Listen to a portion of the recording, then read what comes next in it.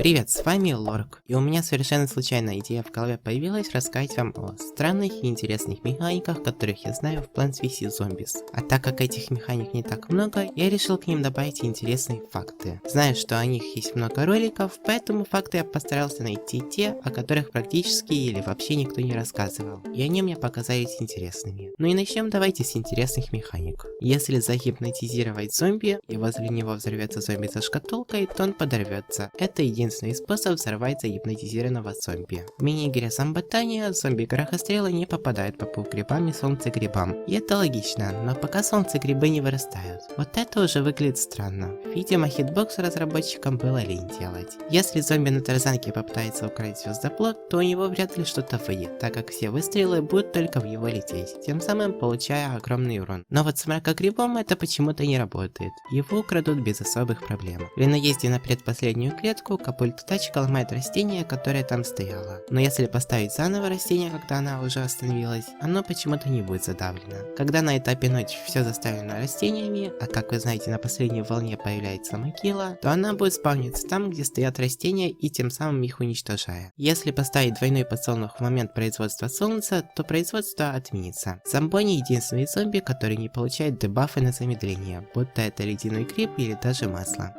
Загипнотизировав зомби-горохострел в режиме зомботания, они все равно будут стрелять по вашим растениям и даже уничтожать их. А вот вы этому зомби уже ничего не сделаете. Зомби-футболист бежит, так сказать, в припрыжку, и если использовать ледогриб, можно увидеть, как он застыл в воздухе. Но в момент перепрыгивания у зомби на дельфине, паука-зомби и зомби-шестом это почему-то не делается, и вместо полной заморозки они просто стоят медленнее. При появлении зомби на дельфине перепрыгивает последнюю клетку на воде, а потом еще одну, что может в некоторых моментах подпортить игру. Например, мне в том же челлендже без 4 клеток. Если вы хотите сделать золотой магнит, не обязательно перед этим ставить кофейное зерно на обычный магнит. Если у вас есть 5000 монет и вы каким-то чудом не открыли магазин Дэйва еще, то есть шанс, что Дэйв предложит вам лично купить 8-й слот, как и 7-й. Для меня это удивительно, ведь я за столько часов игры только один раз это увидел. После получения достижения зомболог, в котором цель увидеть зомби-йети, его можно будет встречать иногда на разных уровнях, мини-играх, выживаниях. Ну, в пазлах вроде как нет. Может, вы не замечали, но особенность зомби с флагом не только в том, что он с флагом и его можно кастомизировать в зомботаре, а еще и в том, что он быстрее. Также в режиме противостояния, который есть на Xbox 360, PlayStation 3 и Nintendo DS, он стоит целых 300 солнц, но за собой он приведет небольшую волну зомби. Если на ряду ничего нету, капультатачка начинает ехать до конца за мозгами. На крыше, по правде, это смотрится странновато.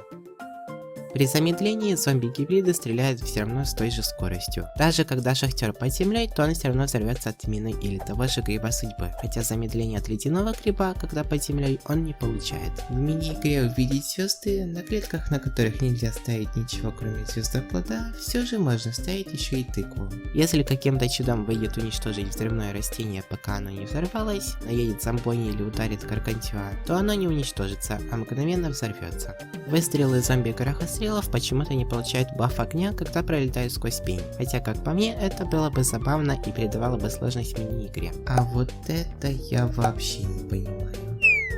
Если поставить одинарный горохострел против зомби шестом, то второй перепрыгнет первого, оставаясь хп на один выстрел. Чомпер может сеять зомбони, капультатачку и бабслистов, если те еще катятся. Все катапульты стреляют по водолазам. Если поставить сзади разрядного горохострела пень, то горох также будет поджигаться. Логично, но вдруг кто-то не знал. Зомби с лестницей ставит как неудивительно лестницу. Если убрать растение в тыкве, лестница почему-то пропадает. То же самое будет, если посадить и вскопать тыкву, например, на том же стенарихе. В игре есть чит-коды, но некоторые из них, примеры их вы видите сейчас на экране, будут работать только после достижения определенной высоты Древа Мудрости. Если в мини-игре зомби-аквариум у вас будет солнце на завершении мини-игры, но вы почему-то захотите дождаться, когда умрут все водолазы, то вы проиграете. Самой лучшей защитой на одной клетке многие считают стенарих в тыкве, но можно же под него поставить еще горшок, который немного, но увеличит количество нужных укусов для зомби. Весьма удивительно, но гаргантюа не единственный, кто выдерживает один удар кабачка, один взрыв мины и т.д. Есть еще зомби в больших стенариях, которые опять же в режиме зомботания.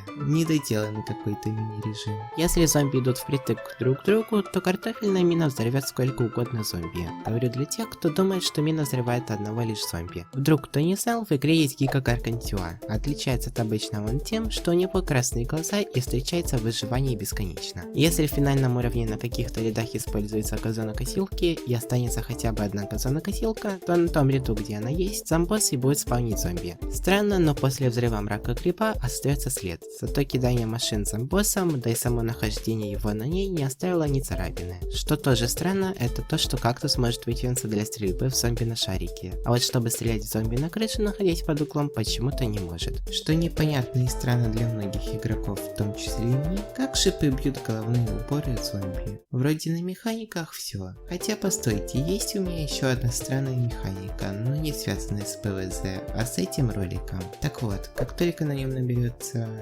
давайте, 8000 лайков, то сразу выйдет новый ролик. Теперь время перейти к фактам. Заранее извиняюсь, если какие-то факты будут неправдивы, расскажу по секрету, брал их в интернете и старался брать только те, которые уж очень были схожи на правду. Игра «Растения против зомби» получила звание «Лучшая казуальная игра» 2009 года. Изначально разработчики делали такую графику, которая выглядит будто нарисованной на бумаге. Позже от этой идеи отказались, чтобы не было сходства с мультсериалом South Park. Пень является из семейства горохострелов. Во второй части это указано даже самими разработчиками. В игре World of Warcraft есть квест, задание, поле нежити, игровая механика и модели которого повторяют игру Plants vs Zombies. Весьма удивительно, но ведущий программист проекта Тодд Сэмпл закончил работу над основной частью проекта намного раньше намеченного срока. Так к релизу появились мини-игры, ему просто нечем было заняться. Ведущий дизайнер игры Джордж Фен рассказал, что изначально главным источником ресурсов Plants vs Zombies был Redis. Растения нужно было поливать, и за это игроку давали монетки. Затем Фэн посчитал процесс слишком скучным и решил, что Redis должен давать валюту просто так. Ну а в конце концов Redis превратился в подсолнух. Зонтичный лист по изначальной задумке нужно было сажать на другие растения с целью защиты от зомби на тарзанки и копыльта тачки. В окончательной версии это растение действительно получило способность защищать другие растения от этих зомби. Насажать его игроку нужно было рядом с растениями, а не на них. Вроде все механики, которые я знал, я вам рассказал и показал, а факты, надеюсь, были интересными. Также надеюсь, и видео вам понравилось и вы узнали что-то новое. Я вот несколько интересных фактов узнал при создании этого ролика. Ну и всем